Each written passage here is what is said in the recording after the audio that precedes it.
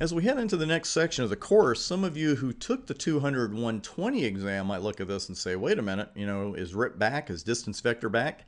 Now, if you didn't take the previous version, don't worry about it. You're not missing anything. I just want to bring those people up to speed that indeed distance vector routing protocols in RIP version 2 are back on the exam. For those of you who didn't see the 200-120 version, they took distance vector protocols in RIP version 2 off of the exam for the first time, I think, in the history of the exam. It was kind of stunning, and now they've put them back, so we're not going to spend any time questioning their wisdom, because whatever time we spend will be wasted, because we got to learn it anyway. And RIP version 2, it's a good starter protocol. It's a good way to get started with routing logic, going beyond the walkthroughs we did earlier, and we will do plenty of debugging. We will see RIP version 2 in action in plenty of lab work here in this section. But first, we need to go over some distance vector protocols and a very brief history lesson, I assure you. RIP version 2 is really the last distance vector protocol standing. It's the last one you're going to see in today's production networks, and frankly, you're not going to see a whole lot of it. Now, I'm not down talking it. It does have its place inside, a private network, but it's not one that you're going to see used over wide area networks very often. Now, the original version of RIP, version 1 of course, is rarely if ever used, but it is still available. The original IGRP was a distance vector protocol, and today it's the interior gateway routing protocol, or it was, because it's not even available on modern Cisco routers. You type in router IGRP, and we could do that in our labs, and it's just going to say, hey, I don't know what you're talking about. So you're probably thinking, hey, Chris, why are you bringing it up? Well, not only should you know that IGRP was a distance vector protocol, but the enhanced version of IGRP, which is EIGRP, that's what the E stands for, enhanced, it's a major part of today's networks. You can't go anywhere without running into EIGRP, and it's going to be all over future exams as well. But for right now, we're going to stick with our distance vector protocols. And a couple of issues with RIP version 1 and IGRP in particular. And the first one is that they both sent a full routing update at a fixed interval. RIP version 2 does this as well. And you might look at that and say, well, that's not so bad. Full routing update every once in a while. Every once in a while might be one thing, but by default with RIP, we're talking every 30 seconds. And it's really unnecessary because hopefully, if your network is so unstable that routes are changing every 15 seconds, then you should probably be fixing that and not be here. I kid, of course, but you really should be there. You don't need those full routing updates like that. And what you'll see with our other protocols, with OSPF and with EIGRP, is that the notification happens when there is a change and only regarding the changed network. If you have 90 RIP routes, you don't need 90 RIP routes advertised by every interface on a router twice a minute. That's just a waste of resources all the way around. Now, IGRP and RIP version 1 did not understand variable length subnet masking, VLSM. RIP version 2 does.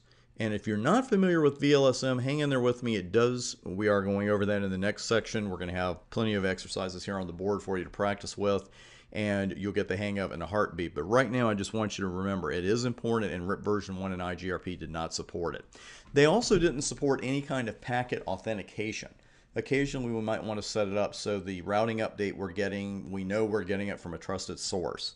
And with RIP version 1 and IGRP, that could not happen. RIP version 2 does offer that. Now, about routing loops, you want to watch these terms on your exam. Routing loops happen at layer 3, switching loops happen at layer 2. And at layer 2, we have something called the spanning tree protocol to help us prevent switching loops. Routing loops happen at layer 3. And this happens when packets are on their way to the destination, but somewhere in the middle, they end up going around in a logical loop rather than moving on to their final destination. And the packets finally just time out. So, your packets are leaving, but they're not getting where they're supposed to get. They're getting lost in the middle. Now, the protocol behaviors, the distance vector protocol behaviors, we're going to talk about here and do a walkthrough or two on the board. They were designed to stop routing loops. They're very good at that. They are important, but they can cause serious headaches for you on occasion, especially this very next one called split horizon. You got to watch this one. Now, the rule is very simple. A route cannot be advertised out an interface if it came in on that interface in the first place.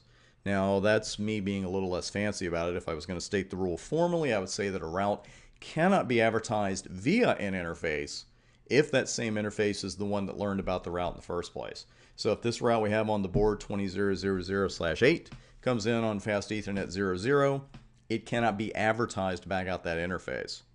Now, for those of you who are familiar with this from previous versions of the exam, years past, say, you want to watch this because Split Horizon is not enabled on serial interfaces that run frame relay. And for those of you that doesn't mean anything to you, it will later in this particular section. But that's one time Split Horizon is disabled by default. All other times it's going to be enabled. Now about this next one, route poisoning. This is a fascinating little thing, especially first time you see it. And it really does help with distance vector protocols, because what I want to discuss with you right now is a real issue that distance vector protocols have. Because you may be listening to this so far and thinking, well, they don't sound so bad to me. Why don't we use them more often? Well, what we want as often as possible is a nice, quiet, stable network where all of our routers have reached what we technically call a state of convergence. And it's just another way of saying all the routers agree on the routes that are available, even the ones that aren't. Their routing tables are much the same, and they are not currently updating their tables. We like that. And a major reason that you don't see much distance vector routing out there anymore is that these protocols are painfully slow to converge. You can hear it in my voice. It hurts to even talk about. Seriously, they're really slow. Even in a lab environment, I've had little 3-router labs that I would put RIP on and do a demo, and even then, when you changed something, when you added a network, especially when you subtracted a network, removed one, then they could really become a pain to deal with. And that's where route poisoning comes in, because that sounds like a really negative thing, right? I mean, it's got the word poison in it, and how positive can it be? But it's actually a positive thing for our networks, and you will see why at the beginning of the very next video.